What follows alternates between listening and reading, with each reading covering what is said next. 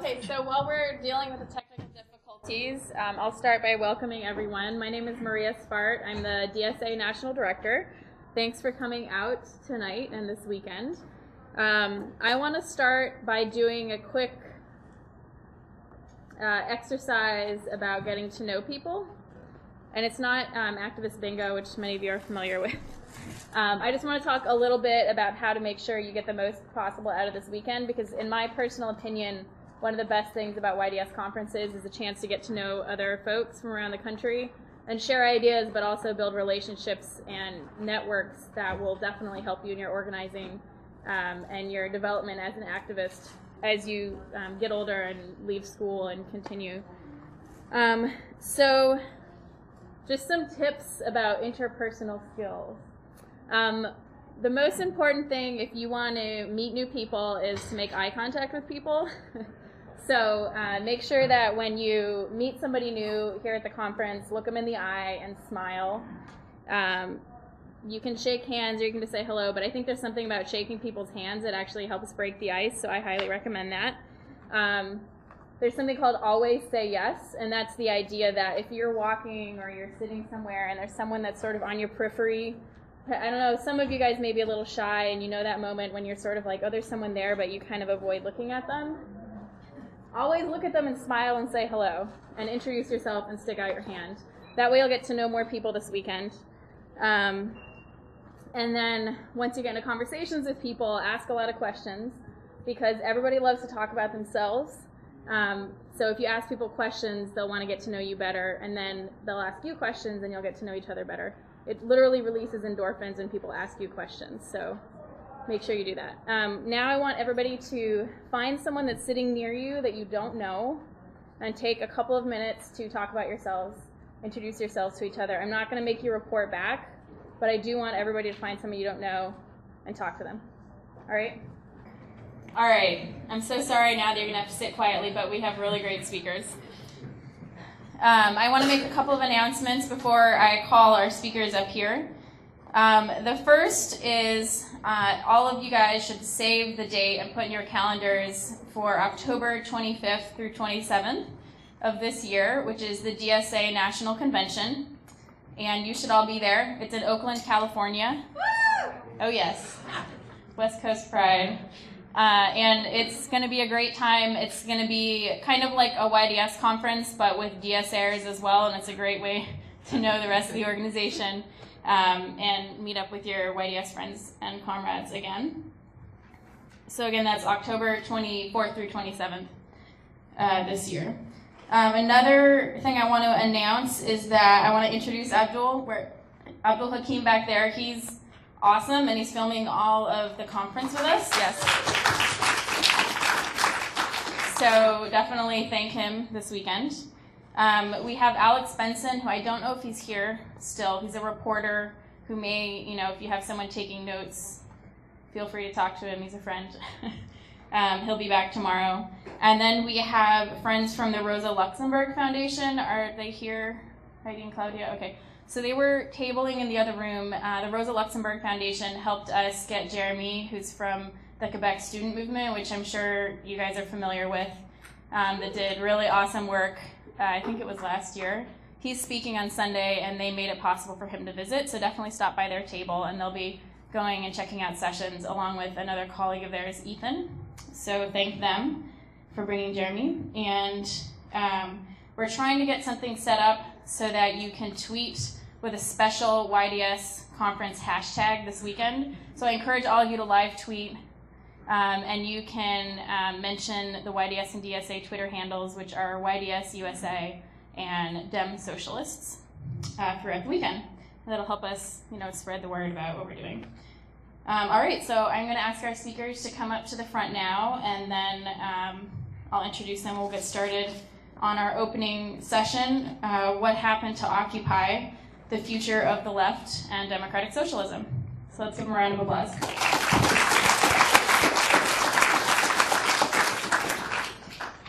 This is you, Sarah.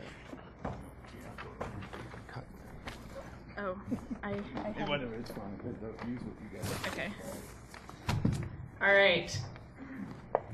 So Occupy Wall Street was definitely a game changer, but we obviously haven't won against capitalism just yet.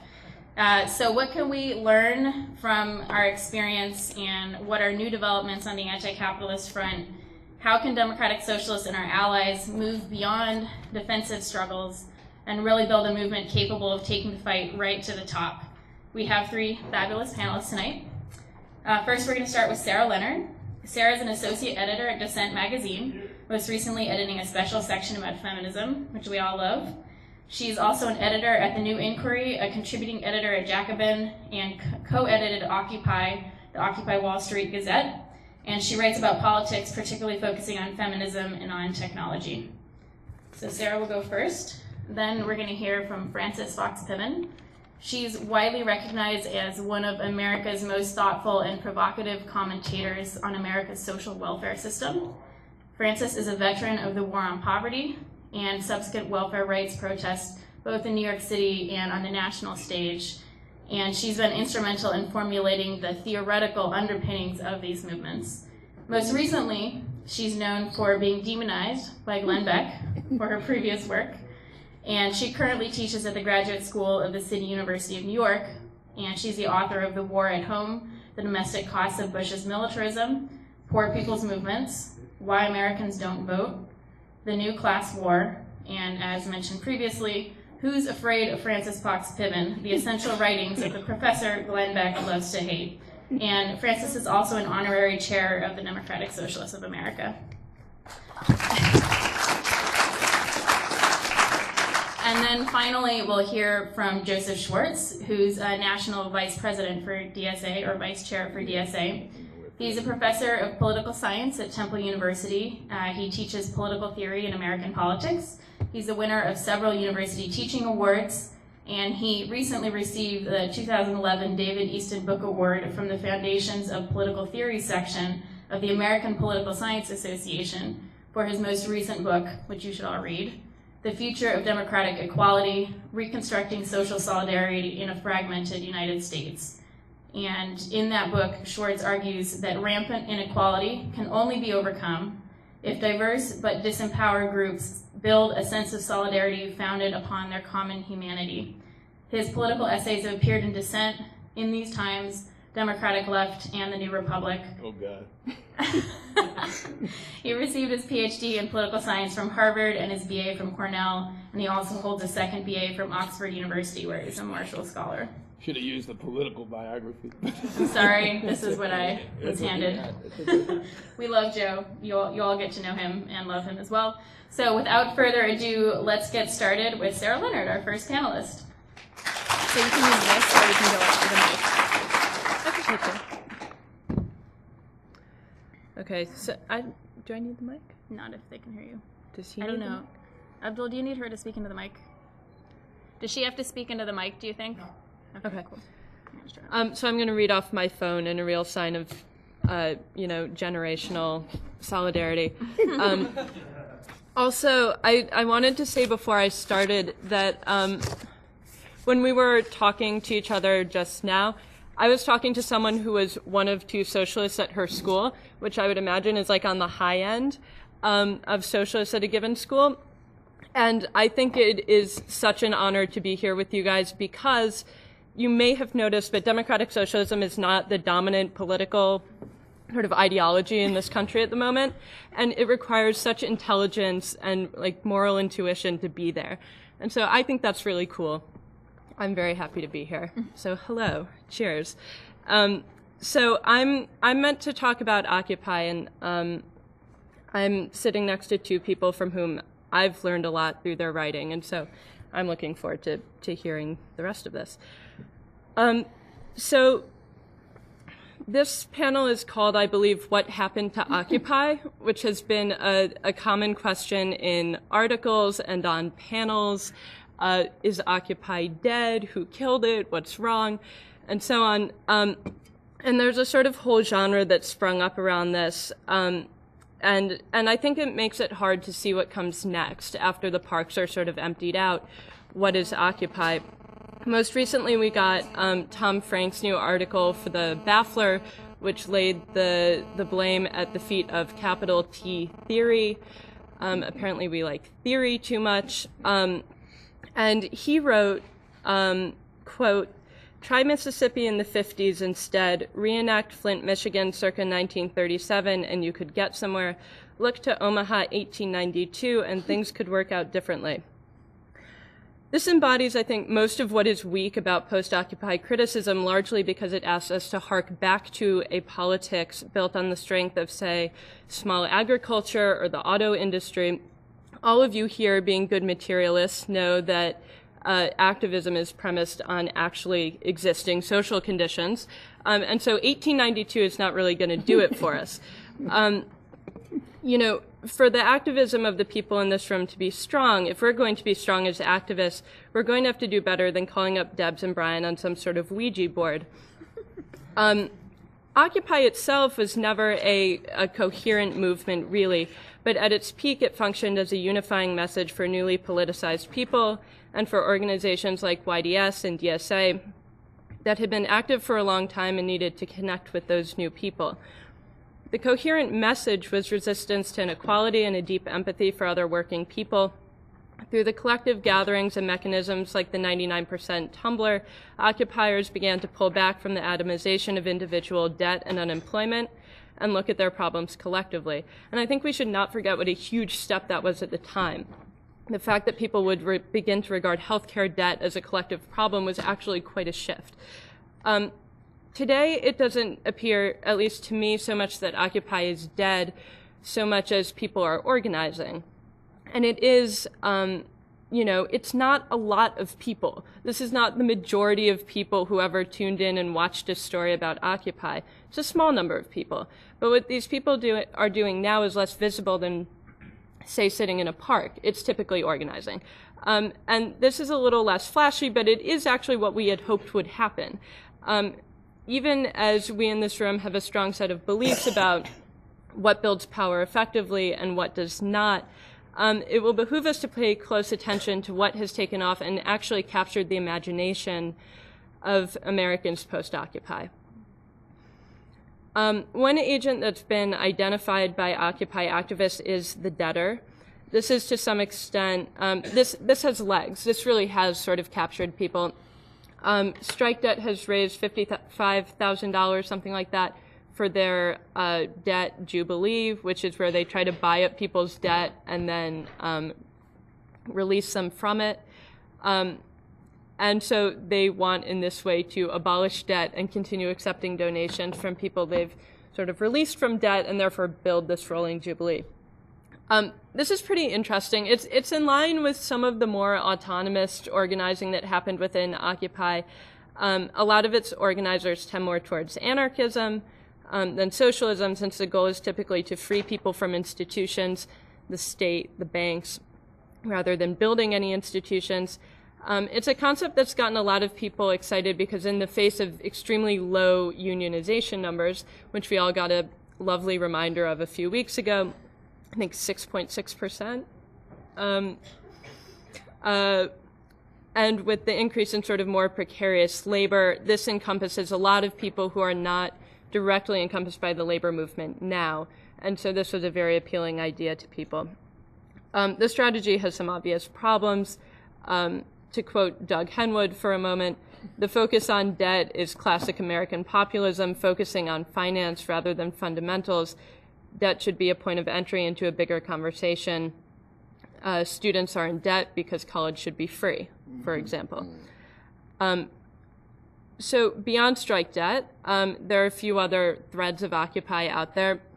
One of them is housing occupations, which have continued, certainly in East New York and other places.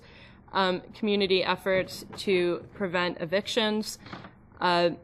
This certainly harks back to the communist rent strikes of the 1930s, which were very important, far larger than what's happening right now, in places like New York and Chicago, where organizers would prevent police physically from coming in and taking people's furniture and putting it on the street. And it's worth talking to those activists. That's a fairly good example of something that has to be deeply rooted in community. This has to be neighbors, you know, with backup. many of you, especially from the East Coast, are aware of Occupy Sandy. This was a pretty good example, not as some people, I think, described it as a utopian solution to environmental crises, but rather as a reminder that actually the networks that were built over time through Occupy continue to exist, and that these people are still in touch, people are still helping each other, and it's based on mutual aid and empathy, all of which is necessary to a successful social movement. So another place to be paying attention, and which I think does have links to Occupy that go under-recognized, are the links between Occupy activists and labor. Labor means a lot of things, but particularly you'll notice that the Walmart workers, when they went on strike, mic checked their bosses. This is in some ways a floating sort of cultural meme at this point, the mic check, but it's not just that.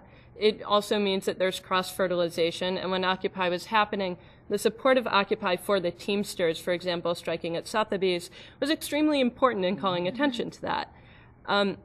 So I think a lot of the time in sort of mainstream news stories, you'll see people trying to draw sort of a divide or even an antagonism between Occupy and labor, and I would argue that that is false by and large.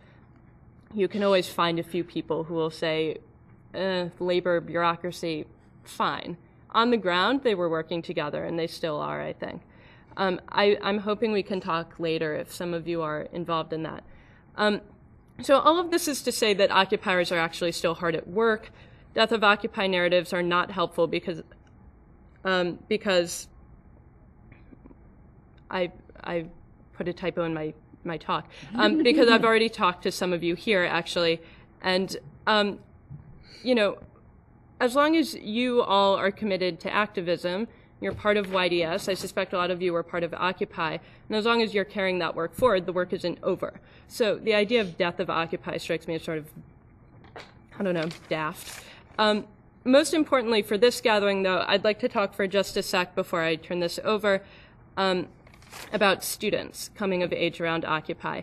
Fundamentally, the contradictions that gave rise to Occupy are not going away, and students now are questioning the legitimacy of debt and the so-called meritocracy in a way that was not nearly so widespread in the past. Some facts real quick. The unemployment rate for workers under age 25 is about 16%. National student loan debt just hit about $1 trillion. In 2012, Congress restricted Pell Grants for low-income college students. And the only jobs lucrative enough to pay off the college loans that most students have are in finance, which screwed the economy in the first place. So that's pretty dire. We're all encouraged to take the first possible jobs we can get, no matter how immoral the industry, to pay off these debts. Obviously, a lot of students are really slaves to jobs they would really not like to have because they are debtors. And it's worth remembering, you know, when you read the New York Times stories about how 20-somethings are self-indulgent and all we want is like a cool apartment and, you know, we're not getting a job and we hang out in our mom's basement. There are no jobs. Like, and that's not really on us. So the well-meaning guidance counselors who tell you to invest in yourselves, the lawmakers who say young people today are too lazy, they're not willing to take hard jobs, you know, I would bet that they're full of shit, and you don't need a single college course to know when you're getting screwed. So according to a recent Pew poll, a higher percentage of Americans between the ages of 18 and 30 have a more favorable opinion of socialism than capitalism, believe it or not. 49 to 43. It's a favorite stat, yeah. Right. What they think socialism is. But... Hold that close to your heart. Yeah, well, there's that. And so I think, however flawed, the yearning for a more civilized, caring economy was expressed in the prefigurative politics of Liberty Park, full of young people with its soup kitchen and its commitment to each according to her need. The yearning for real democracy was embodied by the General Assembly, designed for direct democracy and consensus-based decision-making. And these aspirations, however flawed in their execution towards equality and democracy, were clear. The desire to do meaningful work and to control it, that was central. That was central to Occupy, and it's central to DSA. This attitude should be tapped into on college campuses, something YDS is deeply committed to. There is no doubt it will be difficult. I remember campus organizing, remember a lot of consensus meetings. They go on for a really long time. There are a lot of little factions that kind of aren't based on anything. It's exhausting. It's really hard work. But you, in all your many ways, are organizers. You know this better than me. Occupy has given us, as organizers, an opening, and this is when we have to seize it. The unshaming of debt, represented by the Jubilee, the strength of Occupy's networks as demonstrated by Sandy, a recommitment of students to labor as represented by the Walmart strikers, as well as efforts on campuses to organize with clerical, food, and security workers. These are key to what we're going to have to do going forward. And instead of pretending that I can tell you how to organize, which I can't, I want to bring up a few points on which student organizing can act that I think can seek guidance and inspiration from Occupy. The first is dissolving the shame around debt. So this is a point on which you might look to strike debt for inspiration. Jeff Williams has written about this extensively in the pages of Dissent.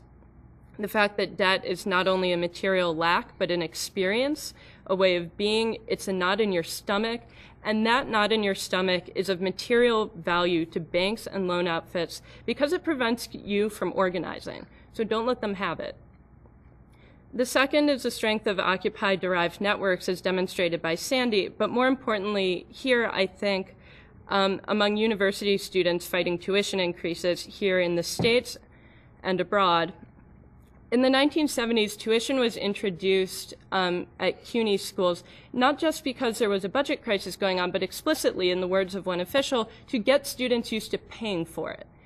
That's the definition of a slippery slope. It's not gay marriage.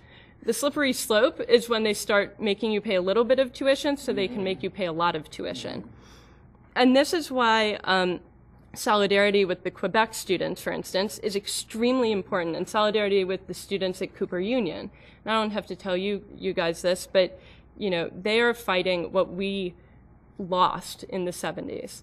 And so solidarity with those students is going to be vitally important going forward, so the sort of neoliberal logic of the way higher ed is run in this country does not become common sense everywhere. I think further, I was going to point you to another article. I have a habit of doing this being an editor. You'll have to forgive me. Recently, Mike Consul and Aaron Beatty wrote sort of the definitive article on the decline of the UC system in Dissent Magazine. It's a fabulous piece. And you can read it online, obviously. It's at dissentmagazine.org. And they started by noting that, quote, the first bums that Reagan ever threw off welfare were California university students. And I think this is well put. Reagan, demonized them as sort of oversexed hippies, in the same way that you would hear critics of Occupy talking about occupiers, right? Like, they're dirty, they're like kind of disorganized, and they like study liberal arts. Why liberal arts is the new...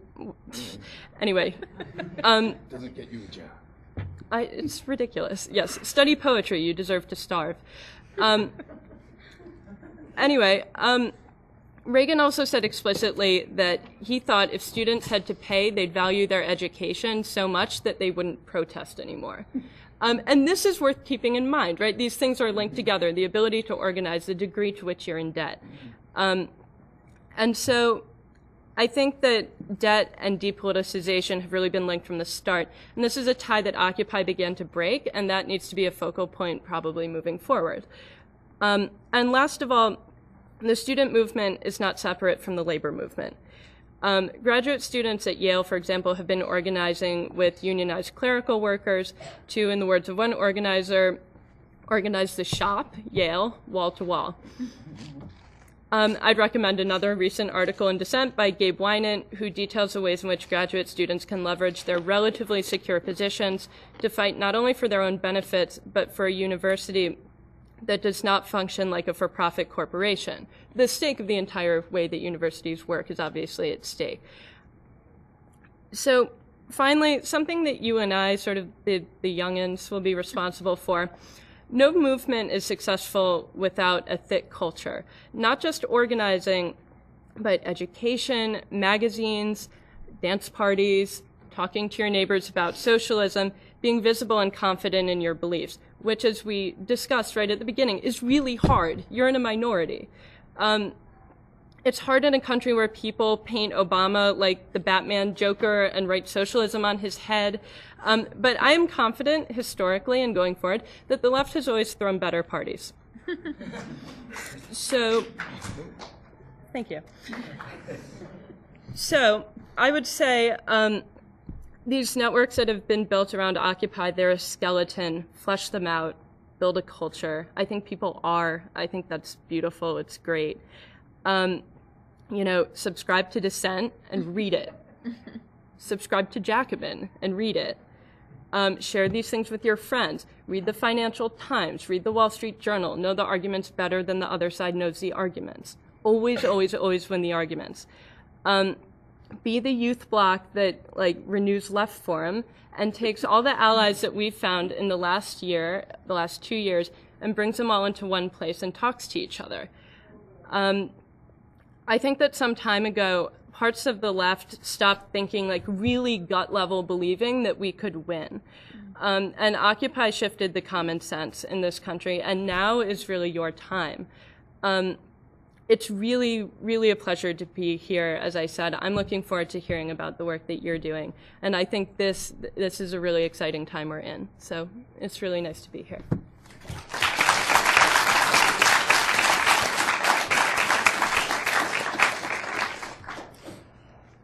I think we're a little too obsessed with Occupy. Is it over? Is it coming back? Is it resurging or whatever? Occupy is important, and it's important because it is one expression of, I think, the great movement that is sweeping the world today. We're in a movement era. Occupy was an expression of that movement. It exemplified some of the really distinct tendencies of young people in the movement, the anarchism, the preoccupation with democracy, the refusal to make deals, great stuff, and also the talent at communication, at costumes, at dance, at having fun. So Occupy was great, and it still is great, but it's a tendency in a movement that is much bigger, much more diverse. It's a movement, I said, that has swept the world from Latin America. Look at the transformations of Latin America. I mean, the grip of the United States as an imperial power on South America has been broken. Or North Africa, or then in the United States, it wasn't just Occupy, although Occupy, I loved Occupy, I love it still, but it was Wisconsin, and actually the more successful fight in Ohio, not so much in Indiana, the Chicago teachers' strike.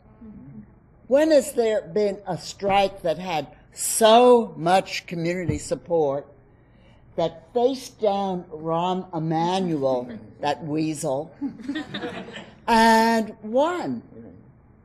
It won security for the teachers, and it won its demands for improved education. Now, this is a great thing and a great opportunity. It's a great time to be alive when you're in the middle of a movement era. You know, historians will figure it out later on, but you should know it right now. And we can also have some sense of why we're in a movement era. And that movement is sort of chameleon-like. It's going to change forms. It's going to well up here and then well up there. Well, the reason that we're in a movement era, Europe, North Africa, here, the reason has to do with the way in which neoliberalism, the rise of this hyperactive, aggressive capitalism, has led to broken promises, ruined futures, the dislocation of people, and an ominous threat to the very planet that we live on, because the air, water that we need may not be there. And so that's one reason. This is a reaction to neoliberalism and the damage it is doing to our societies. But there's another reason for the movements. And that has to do with the atrophy, the failure even, of the old institutionalized left. Now, I like the words social democracy, but I don't like the social democratic parties. They have been collaborators in the rise of neoliberalism and in the crisis that much of Europe now finds itself in. Needless to say, I don't like the old communist parties either. And the fact that these parties, they existed, they pretended to represent the people, the unions, that these parties were no alternative through which people could seek both a vision and guidance for acting on the new problems created by hypercapitalism. The parties were useless. And that the movement became the form to which they turned all over the world. Now, it's true that the social democracy sort of defends the welfare state, but what they mean by defending the welfare state is that we're not going to cut it as much as the other guys are. They've been collaborators in imperial wars almost everywhere. They've been collaborators in sustaining a billion or more miserably poor people in the world. They've been collaborators in the ecological crisis. And part of the reason for that, well, it's that they're institutionalized and they're oligarchical and they're making deals. That's what the anarchic streak in the movements is reacting against. But part of it is they don't have the right ideas for solving our problem at this time in our development. Because the ideas of socialism as we inherited it, we've got to change this. And social democracy have been very much like the ideas, fundamental ideas of capitalism, in that they have depended on economic growth. Solutions depend on economic growth. We've got to produce more for more people, the socialists would say, but they still want to produce more. And it's that faith which underlies the big ideologies of everybody, which is being challenged by the ecological crisis. So that's part of the problems with the institutional left that turned people who were both hopeful and desperate toward movements. But the other sort of noticeable thing about these contemporary movements makes them different from the old left organizations and even the old movements is that they have very diverse constituencies within one movement. Or maybe not exactly in one movement everywhere, but movements kind of move around, people move around, ally with one movement, ally with another movement. Remember when you read in your classes about the industrial workers movement, one constituency, large-scale manufacturing workers, or the agricultural populist movement in the American history, one constituency, basically commercial farmers, small commercial farmers, or the women's movement, or African American movements, even the immigrant movements recently. But what is emerging now, and it's sort of hard to grasp, was captured by Occupy with its slogan about the 99%. We are the 99%. That didn't necessarily mean that everybody had to organize together in one big stadium but it meant that everybody organizing maybe here and there could see the commonalities that underlay those different organizations. Everybody aligned against the 1%. It's sort of like organizing the multitude. And it reflects also a softening, I think, in the contemporary period of identity politics. Not everywhere. In North Africa, religious politics has been disastrous. But in a lot of places, it's like we matured. We had to go through identity politics. African Americans had to establish their dignity, their beauty, their intelligence. We all had to establish what was special about our identity so that we could link arms and work together, maybe, hopefully. So, and maybe, by the way, not in Greece either. The Greek situation is very desperate and very dangerous. The rise of the New Dawn Party is alarming. But, so there are things about this new movement, this movement era, and the many movements that it has thrust up, and the ability of those movements to link together, that is very, very important. And it happened also in the United States. So, but not just Occupy. You know, have you forgotten how small Occupy was? Now, I never would have said it at the time, but did you go to Zuccotti Park? Did you go to the encampment at Vanderbilt University? Did you go to the tents in front of City Hall in Philadelphia? Now, it was small, but it was significant because it resonated, and because of its extraordinary talent for communication. It really was good at the spectacle, at the street spectacle, at the coining of phrases, putting into words what many people felt. And this was dangerous. Even communication was dangerous. These encampments were not storming the citadel of financial capital. They were in Zuccotti Park, not Wall Street. But the messaging was considered dangerous, which was why the encampments were cleared.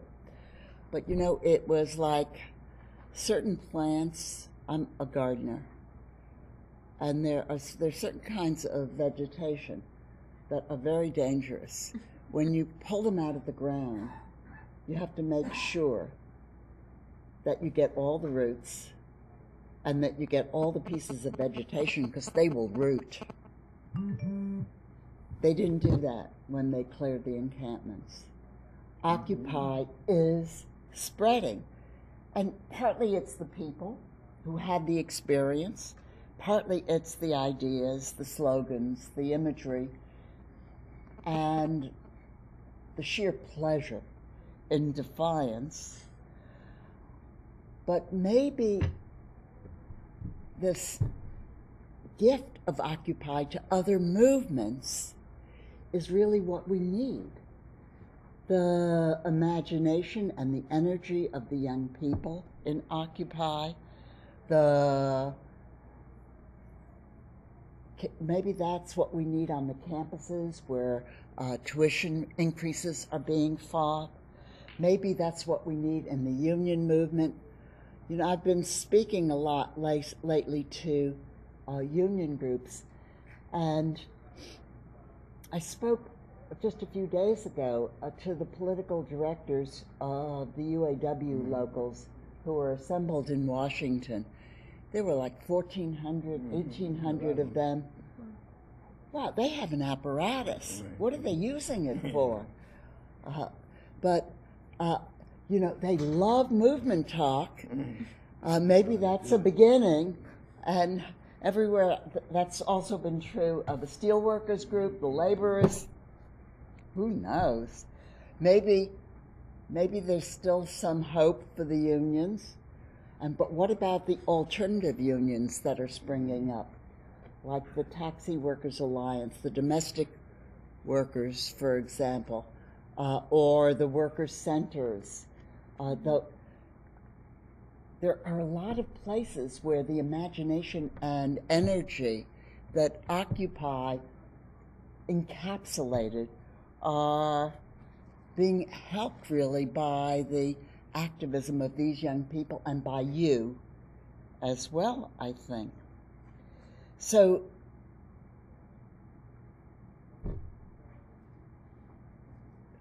all of this is important because it could slow the neoliberal offensive that is occurring everywhere in the world. It's important because it makes Obama a little bit more aggressive.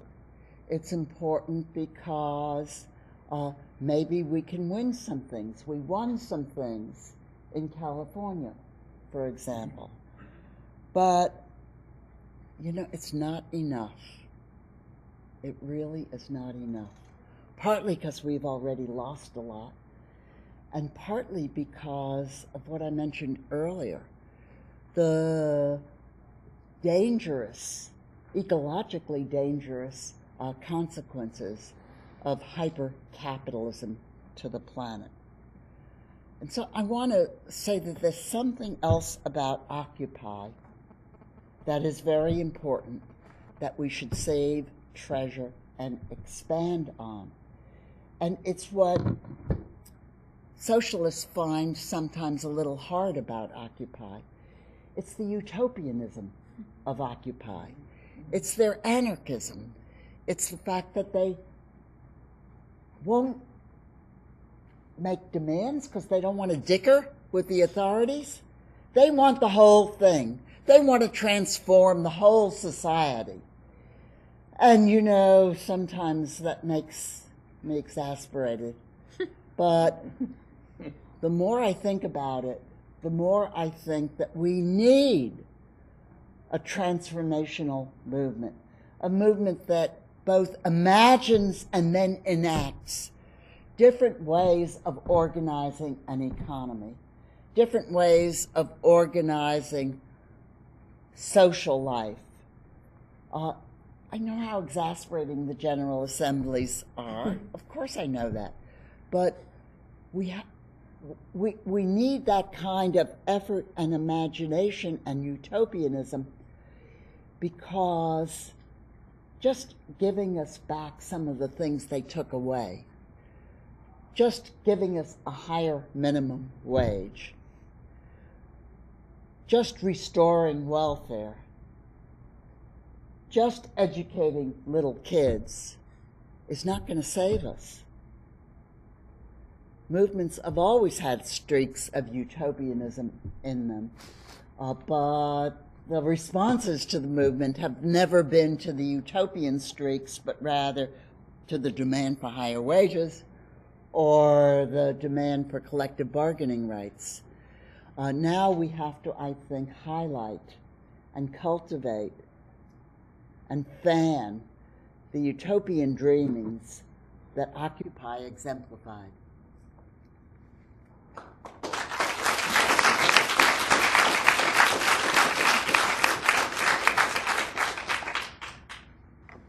I think I'm going to stand up, not because this is some sort of gendered male sort of thing, but for the last 35 years, if there are more than 20 people in a room, that's how I teach. So now,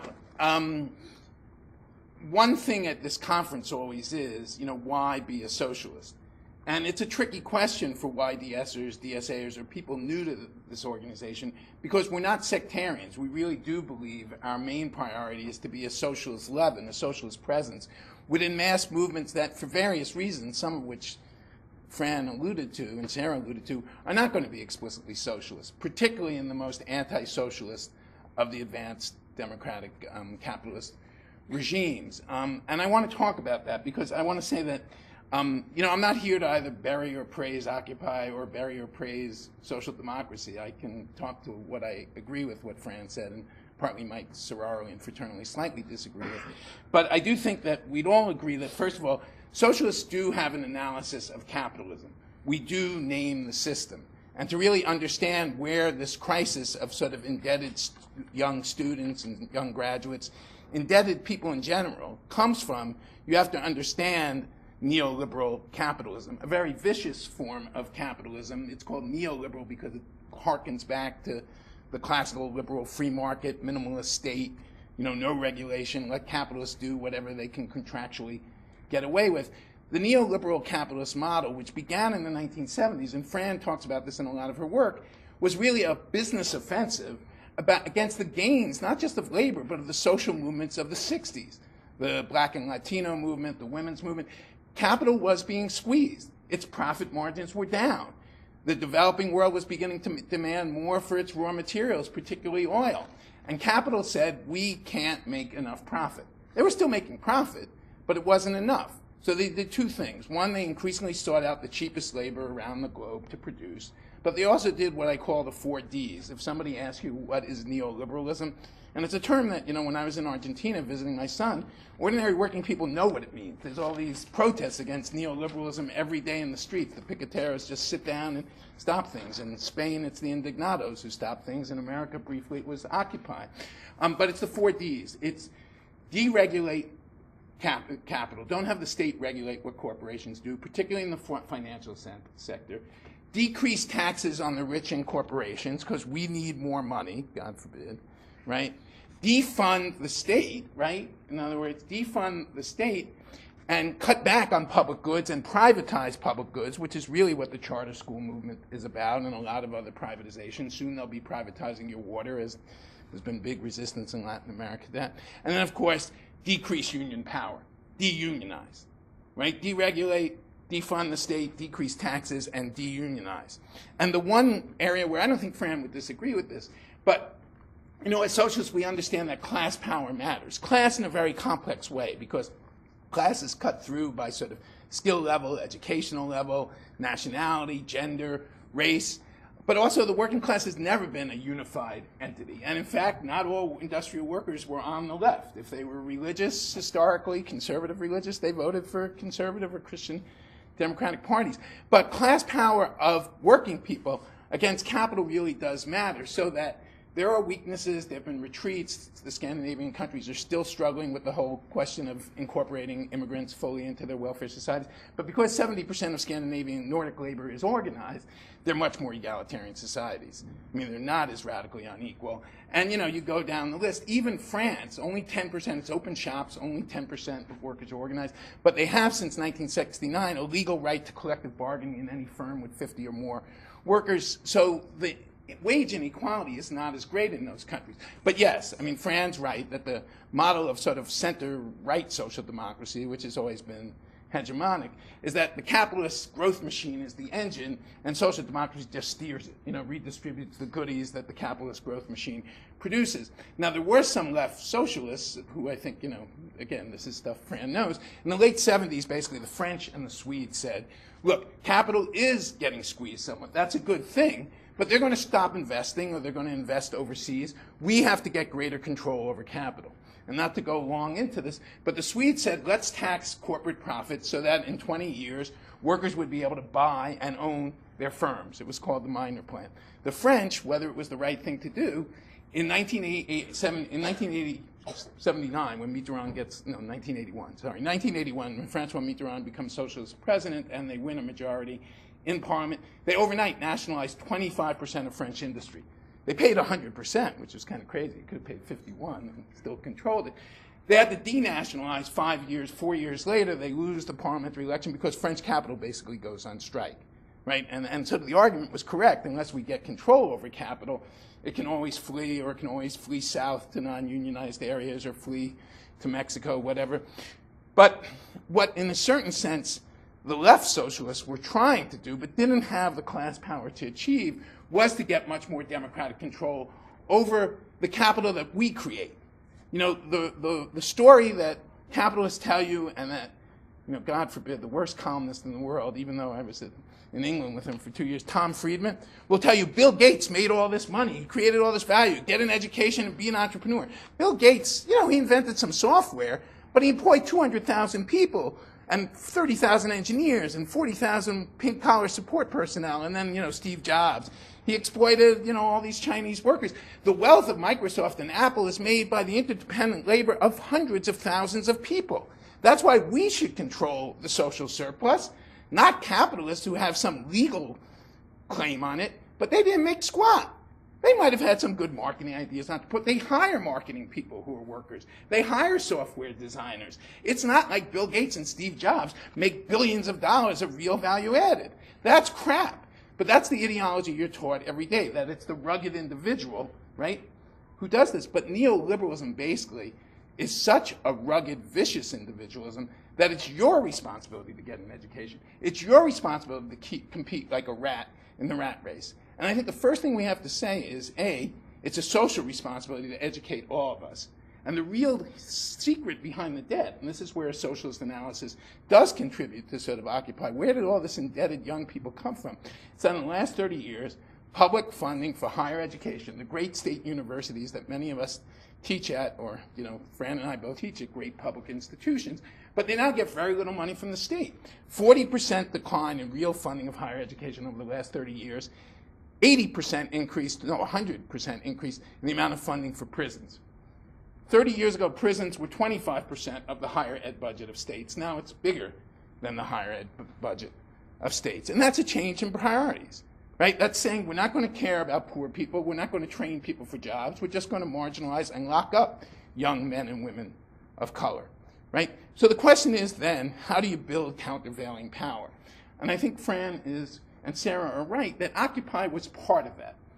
It wasn't only, it was predominantly college educated, predominantly, not solely because college populations are more diverse, predominantly white, college educated, indebted, underemployed or unemployed, young folks often heavily in debt, right? But those are real working people who are struggling.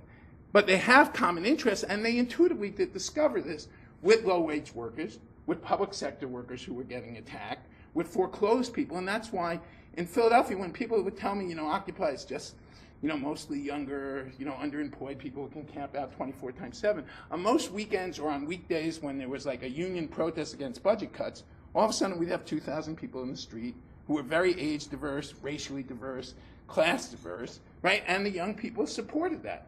Or we'd go to a foreclosure site and try to stop the foreclosure. But the real question is, and this is the issue Fran was raising, is how do we build a mass, diverse movement? That's not going to be totally unified. That's going to be very sort of complex, fragmented, but can it be interrelated against neoliberal capitalism, right? A form of capitalism that says you're on your own. If you want to increase your personal social capital, borrow. You're supposed to go out and achieve. And I think one thing we have to critique is this whole emphasis on allegedly, it's not really, we know this, meritocratic rat race. Even a meritocratic rat race is an ideology of capitalism. Not that it will be fair, and that's something important to attack, and that's why we're for affirmative action and we're for, free higher ed, whatever, which we should be.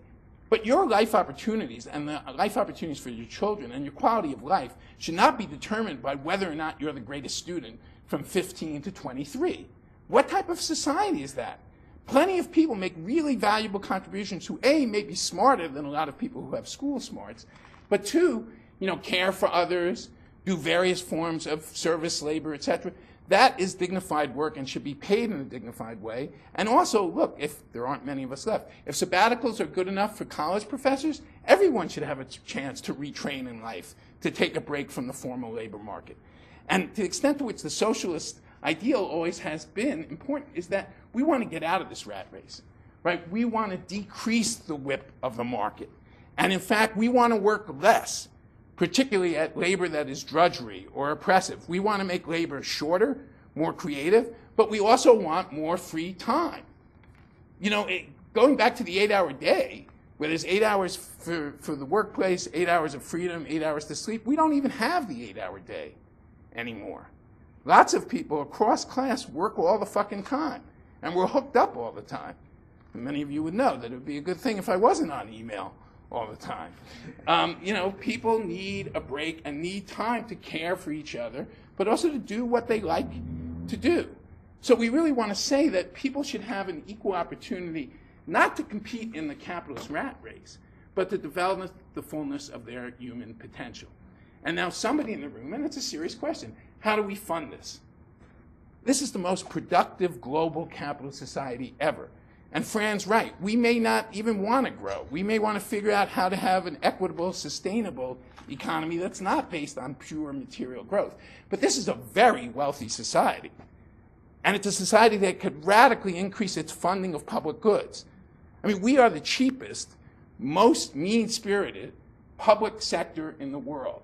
We channel a whopping 30% of our gross domestic product through not just the federal government, but state and local government. 30%. Britain, another neoliberal capitalist society, funnels 36. No other advanced OECD country, the 32 most advanced, it's 34 now, channels less than 40%. And the French are 45, the Scandinavians are 50. Why? For two reasons. And if we had this, we wouldn't have had the vicious right-wing racist politics that have governed this society for the last 30 years. They have universal child care, and they have universal health care. Or in some countries that are more pro sort of women staying at home, France, the more Christian countries, they have sort of child subsidies, money to families, and it's taxed away. But they fund child rearing, and they fund health care for all, and you don't get the politics of welfare reform. What you got in Britain and you got in the United States, it was a racialized politics of the right, that not just the right, that right-wing social democrats like Tony Blair and centrist Democrats like Bill Clinton built too. It was vicious welfare reform with a human face.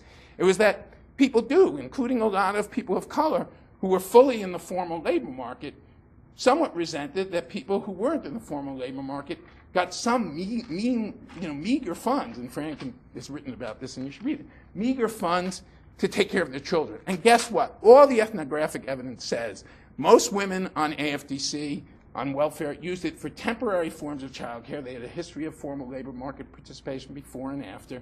But also, people who aren't on welfare do the same things. They care for one another's children, some in the formal labor market, some not.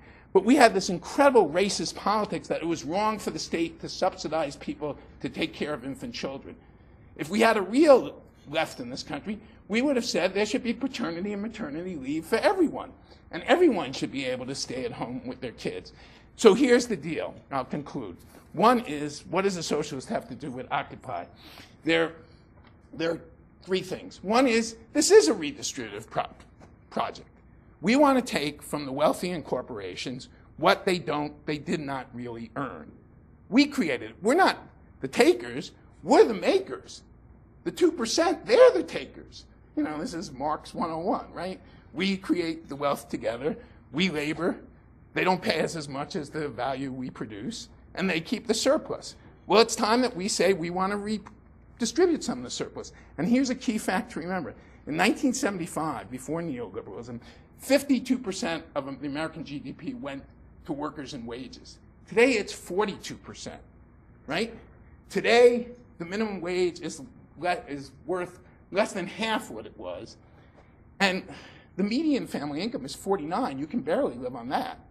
But a third of American families are living on less than 30, right? And even with some modest help from the state, food stamps, whatever, you cannot get by. And in fact, 25% of American workers make $17,000 a year or less. And that's why there is tremendous unrest among low-wage workers, right? It's often heavily repressed by the state.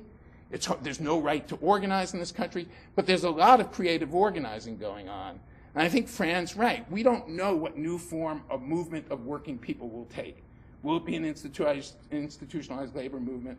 Will it achieve collective bargaining, contracts that cover large firms, given that work is much more decentered, decentralized? We don't know, but we do know that working people have to struggle to get more of the share of the wealth they create. One.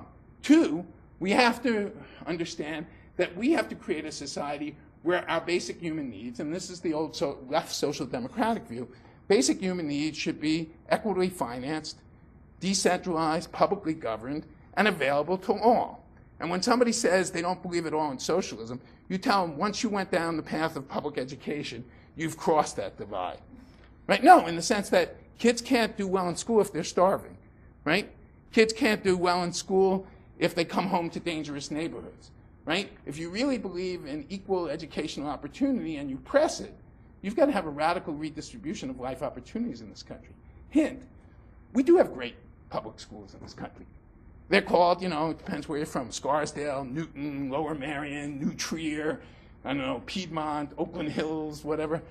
We privatize public space because of this weird federalism. No one in the public school debate, particularly the right-wingers like Michelle Rhee, say all the evidence shows that low-income kids of all races do best when they're in schools with middle and upper middle-class kids. Why? They're better funded, parents have more time to be involved, the upper middle class wants good public goods. You know, we should say 1, 2, 3, and many Scarsdales. Scarsdale schools for everybody. But that means a real redistribution of life opportunity and power, and using the power of the state to redistribute taxes. Finally, about Occupy. Occupy didn't have to make demands, and it shouldn't. But obviously, mass movements of protest have to link up with movements that are trying to change state policy. And hint, Occupy did. Fran is absolutely right.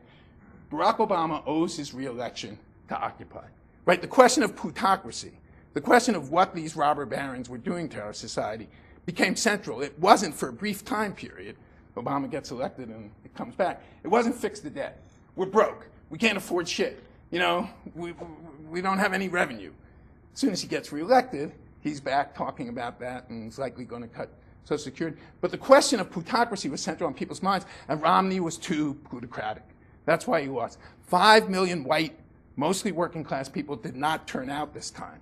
They were a little alienated from Obama, but the white electorate was down 5% in this election. Black and Latino was way up because they came out because they knew their right to turn out is threatened, and it still is, right? But white turnout was down because there was alienation. 5 million fewer whites voted in the last election, 95 million versus 100 million 4 years ago, and that helped Obama, plus the auto bailout, right? If you do provide jobs for working class people, they vote for you.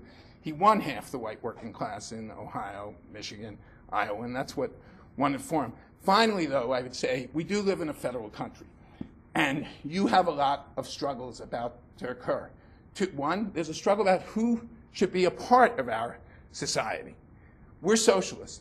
We're not talking about some path to citizenship where you pay taxes, you prove you can speak English, which my grandparents were citizens and all they could speak was Yiddish.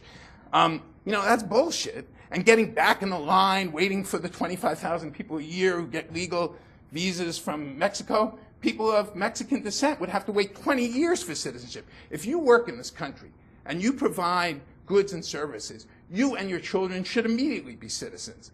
And if you don't want mass migration into this country, you stop trade policies which destroy indigenous agriculture, right? You know, multiply sweatshop jobs around the world, you know, screw up the global economy. You get rid of all the push factors that U.S. imperialism does. And you also hint there wouldn't be this huge sucking sound drawing in low-wage work labor if low-wage labor could organize and raise its costs, because then you have to upskill it. Then the woman who takes care of my 93-year-old mom, who does a terrific job, would also have, if she was getting paid $20 an hour, $25, she'd probably get some social work training or some nursing training, whatever. You have to upskill. That's why the Swedes don't have so many low-wage jobs. If you pay it better, you've got to upskill them. There wouldn't be this huge demand for low-wage labor. So we have to be out there. There is an opening on immigrant rights, but the bill that could pass could be very bad, and that's why it's not us. We have to stand shoulder to shoulder to a mass immigrant rights movement, a mass movement of immigrants that has been here for the last decade, but will reemerge in a public way, I think, as soon as the bills are introduced.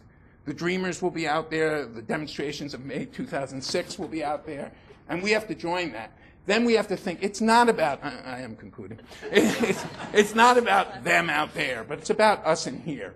The best thing that ever came out of the late 60s was that students didn't feel guilty about being students, even though they were more affluent and less diverse than they are now. May 68 in France, the slogan was, I'll do it in my Bronx French, C'est pour toi que tu fais la révolution. It's for you that you make the revolution. You are the new precariat. To pay off your loans, you may have to prostitute your labor to do jobs that you don't want to do, because jobs that help people are being gutted by the right. Public sector jobs, nonprofit, teaching. Teaching is should be the most honored profession in this country. No child left behind? Bullshit. You're going to leave a lot of children behind if you gut teachers' unions. You make teaching the most, pressurized, stupidized, teach to the test bullshit, right? And if teachers' unions were the problem, why do schools, because they're poor kids in Arkansas, Mississippi, they don't do very well because they're poor cities. Our schools do very well for the top half of America. It's the bottom half because of our inequality that doesn't do so well, and it's not the fault of unionized teachers. I'm a union member. And then the final thing is, some of you are in college, both state schools, you need funding, private schools, you need more Pell Grants, more Stafford loans, and you need to confront administrations that are wasting money on merit scholarships rather than on scholarships based on need. So there are plenty of struggles in both places. But if we don't reverse the defunding of public education, the contradictions of capitalism will get even more deeper. You're supposed to borrow and borrow to go to school and achieve, yet there are no decent jobs out there. And there aren't jobs to do that would really help people. So in conclusion, it's your generation that really will determine whether your life is subject to the dominance of a corporate-dominated capitalist economy, or whether you, linking up with low-wage workers, state workers, immigrants, create a society where the economy serves a democratic society rather than society serving a capitalist economy. And that's why, that's the choice you have. And if you join that fight, you're going to get red-baited as a socialist anyway. So you might as well know how to defend socialism, because it's the most powerful right-wing ideology this country has. Thank you.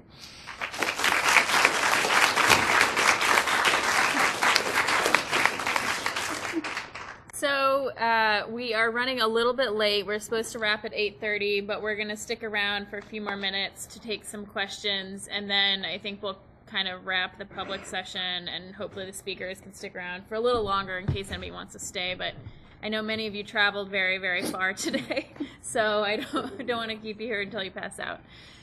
So I just want to go over some quick ground rules, and then we can take some questions from the audience.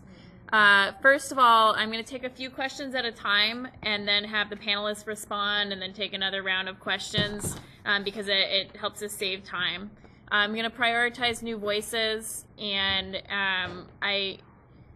you can definitely preface your question with a statement, but I really want you to keep it to a minute so that we have time to hear from more voices tonight. So no long statements without a question, please. I'll leave. Yeah, I'll ask the panelists to also be concise. So does anybody have a question for the panelists? Are you all just tired? Jared, I'm sure. Jared's put on the spot. Yeah. My name is Lily. Thanks for Can you speak up a little bit? Sure. My name is Lily. Thank you. Where are you from? It might be good if people just say where they're from. Sure. I'm a student at Union Theological Seminary. Thank you for your remarks. And I'm just so interested in this idea of how to bring about a message that truly moves people to a conscious and towards the collective well-being. Fran, I think you mentioned some about the power of Occupy, of bringing people under this frame of the 99%. And I think, I'm sorry, I can't remember. It's Joe. Joe, in your comments, I just think there was something missing as far as like the importance of like education, but how do we really convey that it's not just about the education of my child, but about the community, and throwing it out there for thoughts from you all as messaging and things, but also. Should we take some questions? Yeah, I'm going to take a couple. Yeah. And if anybody else, if there are more Okay. questions, That's did a good that question. inspire anybody else to have a question for the panel? People are definitely tired. Okay, take it away. Does anybody want to Do you respond want to go to that? first? Oh, we don't have to Or each Joe? take a Yeah, turn. Right. It's a good question because we are a famously individualistic society, and that individualism, what I get, or sometimes what my family gets, is regularly cultivated by our culture and by our political leaders. So how do we develop, well, in a movement, how do we develop solidarity? It's the same idea, but applied to everybody on my side rather than collective well-being. It's hard to do, I think, but I think we try to do it sometimes by talking about the circumstances and experiences and making vivid the suffering of people who are not like us. I mean, that's what that kind of talk is for. It's so that we can see that he is just another low-down human sufferer too, and we have to reach out to and help a welfare recipient, help an ex-felon, stand with prisoners, or stand with the people who were in the stop and frisk movement in New York City. I think so. We do it with talk, by trying to show people that they are people too, and we also do it through by working together politically. I think that when Occupy people welcomed the homeless to their encampments, which wasn't easy. It wasn't easy, but they were engaging in that kind of practice. And Sarah. Yeah, I think this is something I struggle with a lot because it's extremely hard to sort of reframe these ideas in a way that doesn't buy into the dominant ideology that excludes them in the first place. It's really hard. There isn't a good language. It's something we all have to work on. Would you just unpack what you just said a little bit?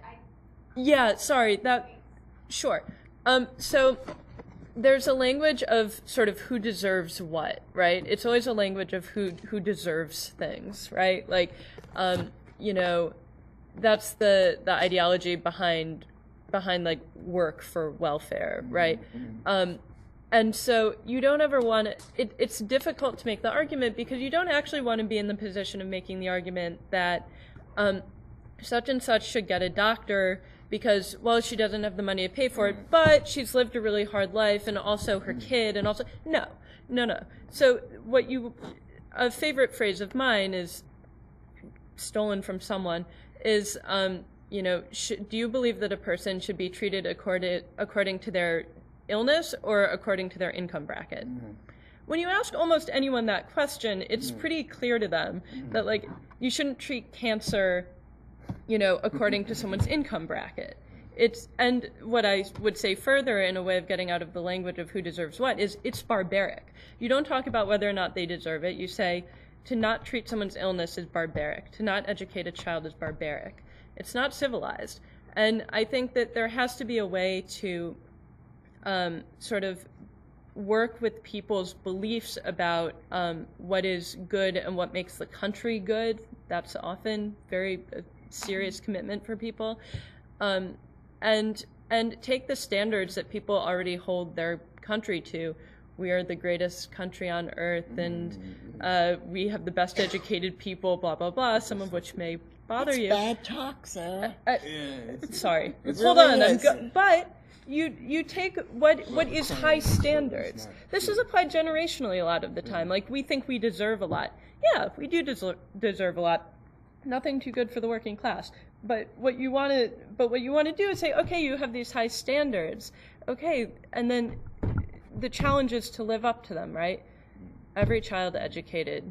Treat people according to their disease and not their income. But the fully fleshed out language that we need to convince people that we're right is difficult because of everything Fran just said. And in part, you build it in the process of building solidarity. I completely believe that that's true. I'm sorry for interrupting. But, we are way, way behind in our education achievements. Our number health 30 on everything. statistics are miserable. We have shorter life expectancies than most rich democracies. I mean, we're really awful. Right. No, yeah, we're almost literally like the worst by certain measures. But I think it's okay. No, I think it's important. I've heard this question almost specifically a lot at panels, including one we did on higher ed and some other stuff. And I really think part of the question is literally, what do we say to people? What is the language? And I think that's important to talk about, because I think day to day working with people, that's really hard to figure out. Right.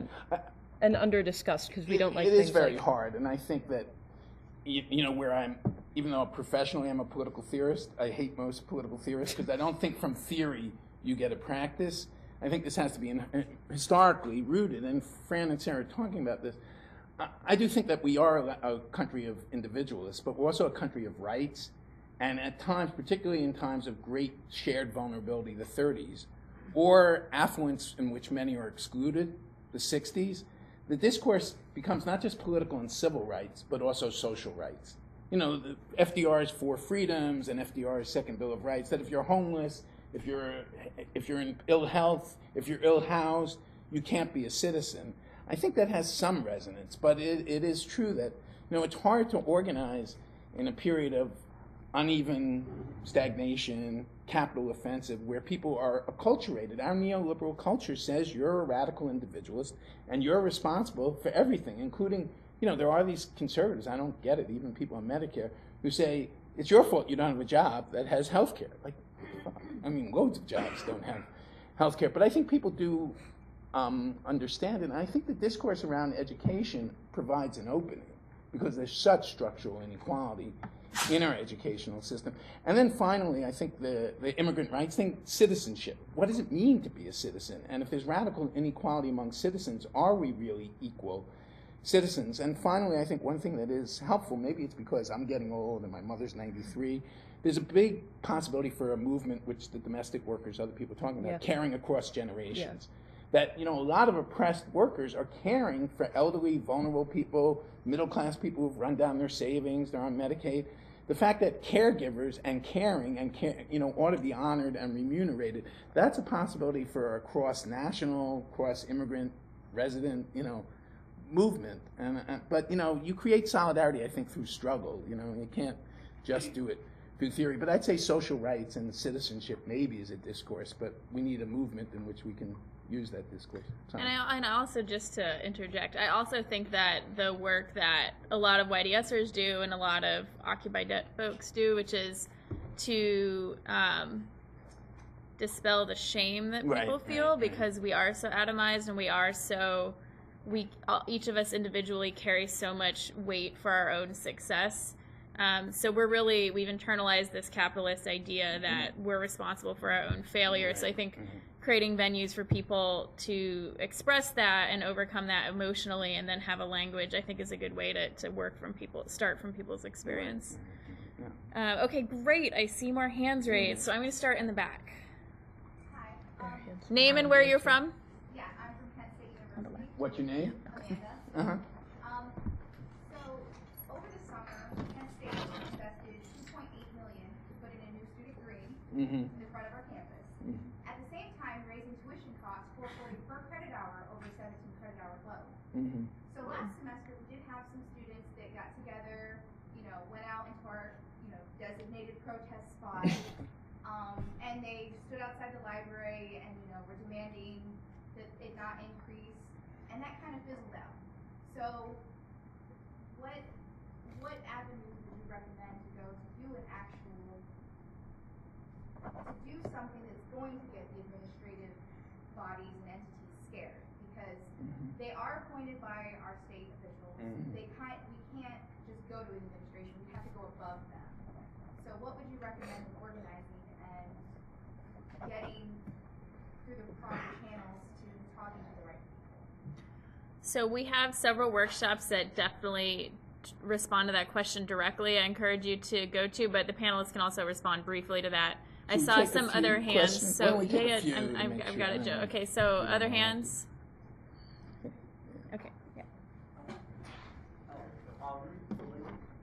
Speak up. And your name and where you're from. I'm John. I am also from Penn State. Related to the first question, I've talked to a lot of people about social justice, rights. I get a lot. The most common answer I get is, "Who cares? Why do I care?" How would you fight? We not only build solidarity, but related to that, how do we fight apathy? Another thing we'll talk about a lot this weekend, but panelists may respond. Okay, I'll take a couple more questions and we'll get responses. I don't mean to flood the question box here. I'm also John, and I'm also. We're going to soon have I'm here demands for secretly from- geodiversity, but that's okay. All right. It's But okay. also building off that question in a more specific way. This is YDS. We're predominantly young people organizing on college campuses, and by merit of that, our members are predominantly people who have already taken on this burden of debt. Not only our members, but our prospective members. So when we're going to young people and asking them to fight this system, to question capitalism, we're not only asking them to question the chains that bind them, we're also asking them to forego the means by which they perceive they can remove those chains. That being constant work, being able to buy off their head a little bit at a time. So my question to you is, what is the hope we can offer them? What is the promise? What's the basis of our argument that we could tell them we will accomplish something? This is the unifying force between me, you, and everyone in our generation. It's kind of sweeping. Very large question. Okay, I'll take one more question, then we'll hear back from the panelists. I feel like there were hands raised in the middle. Spencer, did you go? I had a response. Oh, response is okay. Let me see if there are any other questions. Okay, do you Comment. want to go, Spencer, and then we can hear? Oh, wait, here's one more question. Go ahead. Yes.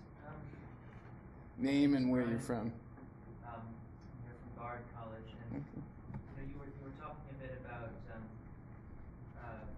Scandinavia and France. And, I find that usually when I'm talking to people about the successes of Swedish social democracy and movements in Europe, right? They say, well, but these are small, homogeneous Not so countries, homogeneous right? anymore. And really, they already before the socialist stuff had a kind of solidarity with each other for these reasons, So and therefore that's why it can work there, not here. So does that account for their success, or That's a good is question. there something uniquely American that this kind of thing doesn't work for us? What would you say to such? All right, you guys got a lot of meat to work on. Let's hear first from Spencer. So I'm Spencer. I'm from Vassar College in Poughkeepsie, New York. And I wanted to sort of expand on something Joe said, because I think the conversation earlier about how do you get people to understand solidarity and build collective movements is a really relevant one.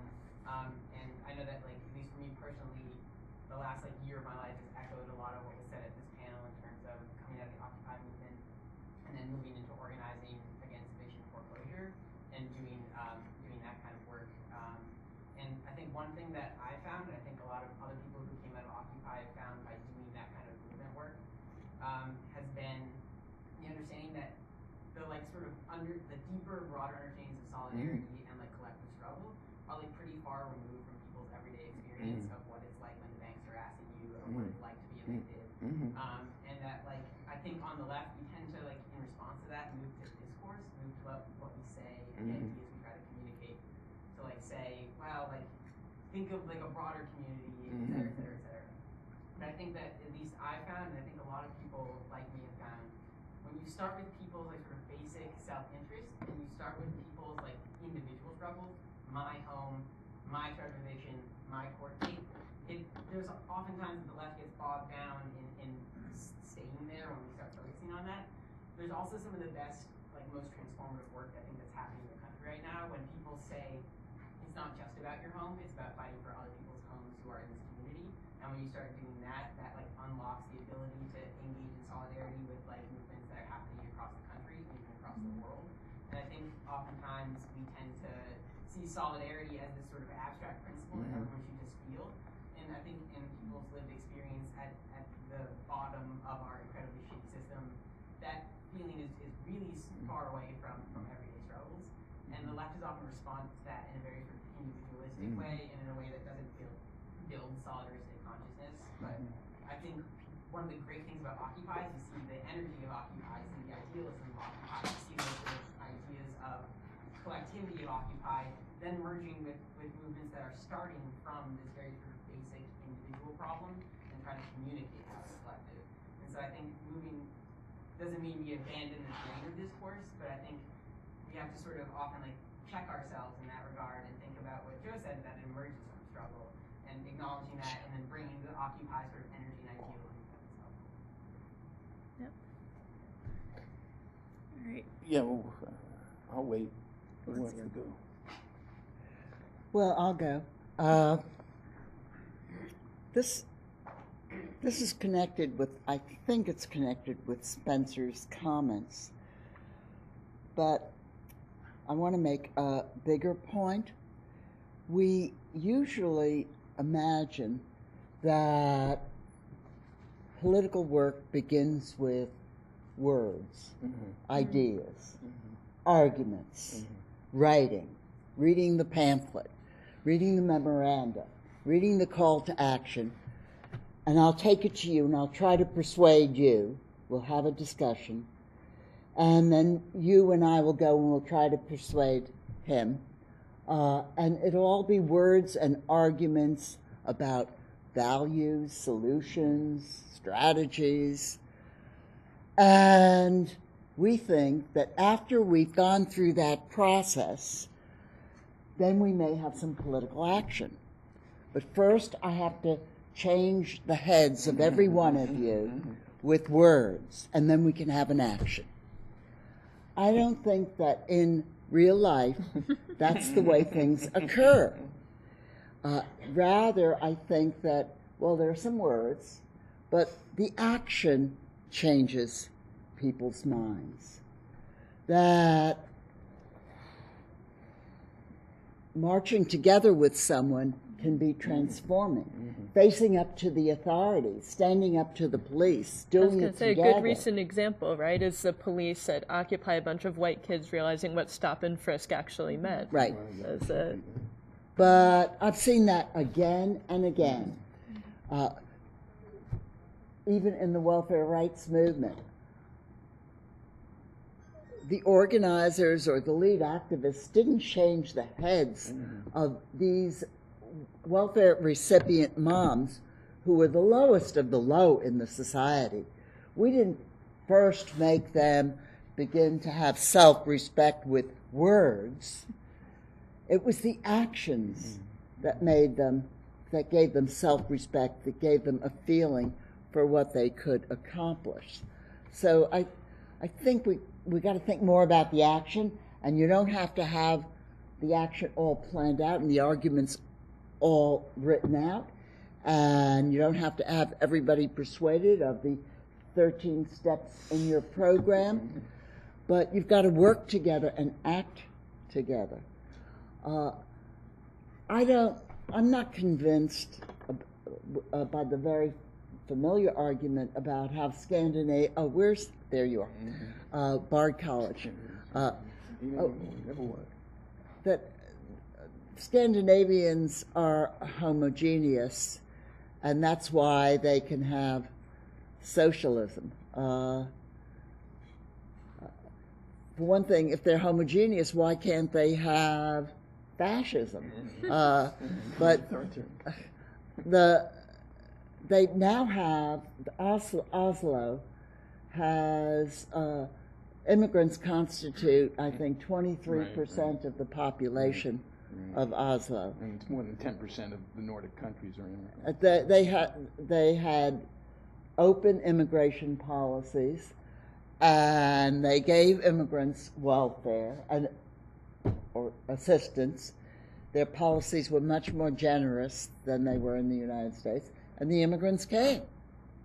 And I have not, it's true, there's been some rumbling It's true that there is some strengthening of the right, but it's still these are still predominantly Labor Party, social democratic countries. It helps that the Norwegians have oil. So I'm not sure that it's because we're so actually we are in some ways, our diversity makes us in a cultural way, many of us at least, much more open.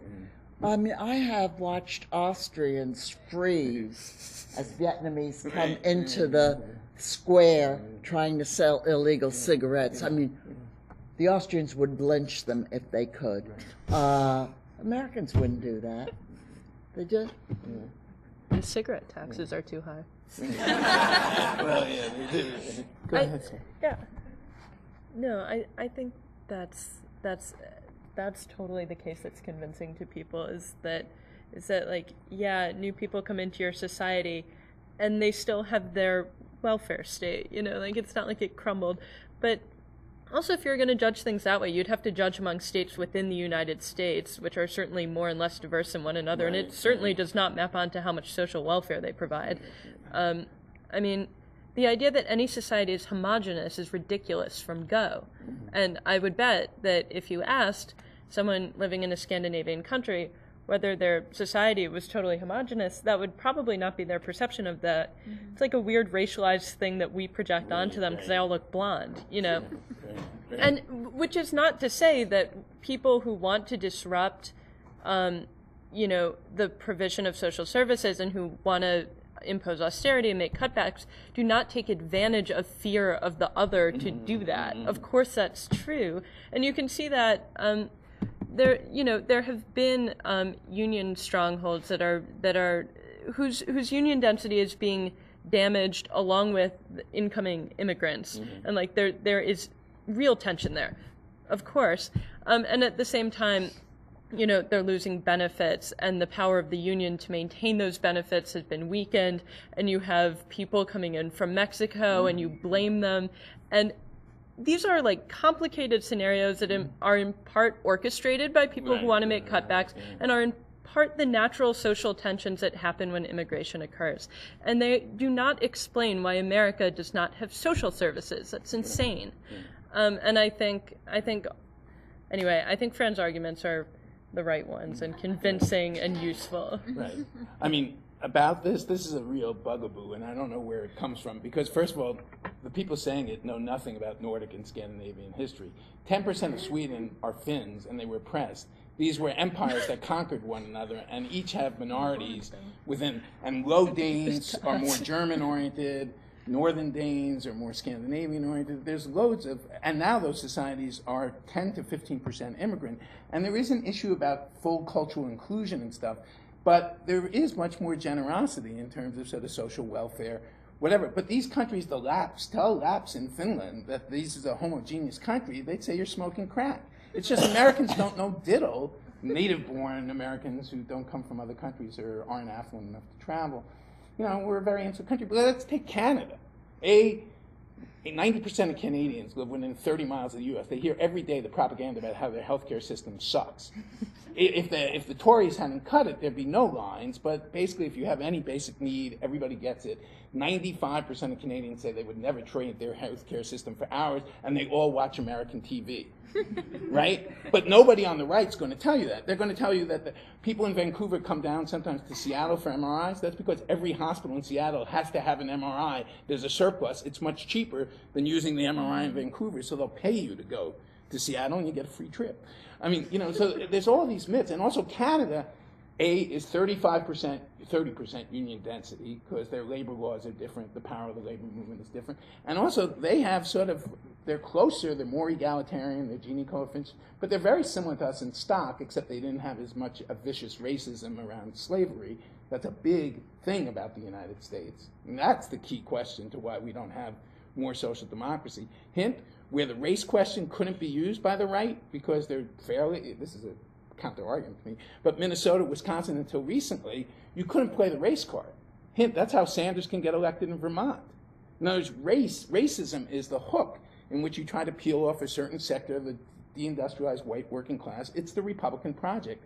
And that dog isn't hunting as much anymore because of demographic changes. Young people are more, I think, liberal on various social issues. But Canada is very diverse, and also they have more of a social welfare state, more equality, a stronger state for various reasons. After all, we can never have a symbol. The national symbol is a fucking national policeman. It's a Mountie. We need our guns to kill the Mounties. But in any event, Quebec, 25%, the Francophones and the Anglophones don't get along, right? And they're very culturally different, yet they have much more egalitarian social provision and a stronger state than we do. So it can't just be diversity. But read anybody, read Fran, read Gilles Quidagno, read most good social scientists who look at the American welfare state. It's fragmented, and sort of piss-poor nature has a lot to do with the racial history of this country and Southern Democrats basically not allowing a universal welfare state in the 30s, and then to include people who were excluded from the New Deal, Social Security, the right to organize.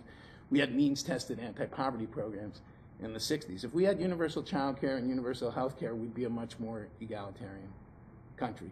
And just to pick up on something that Joe said, I think when someone makes that argument to you, it's useful to flip it as well. When they say we cannot have social services because we're a diverse country, all that's saying is like, we're racist, oh well.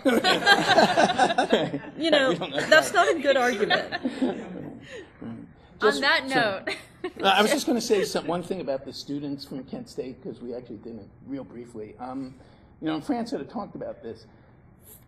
15 good organizers on a college campus, in fact 5, can sometimes turn it upside down. I'm not saying you should do this, but if they really built a green, often it's sod, when the spring comes, you start ripping it up. So basically you say, is this green really worth, and shouldn't students have some say on what the university spends its money on, A. B, you're a state school in a swing state where you have a reactionary governor and a somewhat conservative legislature, but it's open to pressure. I think one thing that I sort of pushed in Philadelphia was hard because Harrisburg's far away. We should occupy state capitals around the budget when it comes to funding universities. And Kasich's plans for the university are very reactionary. Right. But I think if you do that visibly, you do speak to people's sort of enlightened self-interest. I mean, what the state does, what the federal government does, really does affect how much debt you take on, how much tuition you pay, whether tuition goes up. And finally, this is sort of taken from Gunn Beck's obsession about Fran saying the welfare rolls, everybody who's eligible for welfare should get on the rolls. The Obama administration does have kind of a secret plan that 1 million students have taken advantage of, but they don't publicize it, to tie your debt payment to a percentage of your earnings over a limited amount of time, and to have it even lower if you do public service. They don't publicize it because they don't have enough congressional funding to fund everybody who would want it. So I think publicizing that, and also the Hanson-Clark bill, the Student Debt Relief Act, is a more left-wing version of the Obama plan. Again, it may not have a chance to pass, but making it aware that the federal government could cram down the amount of debt you owe the banksters. They could, force banks to cram down the amount of money that foreclosed people or underwater people owe. And when people say, that's moral hazard, right? They're going to release us from these debts we consciously take on. That ship sailed when we gave $800 billion to the banksters when they were going under because they made bad financial decisions. So I think the whole question about, what do we pay and why are we paying this tuition, and we need relief, I think a small group of people who begin to be vocal around that can force people to really confront that there may be something that can be done. But it is true, hint, just to convince you can do anything. There was a film about the anti-war movement in Madison during the late 60s, and it's 1969. It's called The War at Home. I mean, it's ancient history, but we used to show it all the time in the youth section in 1981, because it was only 1969. And there are people talking about Madison SDS. Man, we knew something was coming in the spring because we used to get 20 people every week to our SDS meetings, and in 68 we only got 10. And then, of course, the campus explodes because, to quote the good guy, human beings make history, but not under circumstances of their own choosing. And I think Fran's right. This neoliberal sort of squeezing of humanity out of all of us, I don't think can persist. That doesn't mean there'll necessarily be a left-wing alternative. There could be a populist right-wing alternative. But I think, we live in, there's a book on the 30s, the grant, actually, I think updated, but called Turbulent Times. Isn't that the Bernstein book, or what is it? The Years of Turbulence? The lean years and the turbulent years. The turbulent years. These are turbulent years, and what you do will affect the future of you and your fellows. But I think, to conclude, I think you build solidarity through action, and you're obviously activists. I think it's worth taking on the added responsibility of critiquing capitalism. And to critique capitalism, you need an alternative, and however decentralized, democratic we offer, it's going to get red-baited as socialism. Because socialism means socializing control over our economic and political destiny. So I'm glad you're here, and hopefully you'll be back 40 years from now. Can I just make one comment before you shut us down? You can get the last word, Sarah. Marta, I think the important thing to know, and I swear to you it's true, that while one day everybody may seem completely engrossed in what they're doing, they're dating, they're shopping, they're whatever. Facebook. Let's be real. It can change so fast. Yes. That just, in a matter of maybe events that change it, but you probably can't figure out what it is that's changing it at the time that it occurs. So you have to keep testing the waters, see what people are interested in, what they're willing to do. And I don't know how much American students pay attention to this, but the Quebec students strike won. Yeah, they won everything that they demanded. It took them a while, but they were tenacious, and they won. Yeah, you can win too.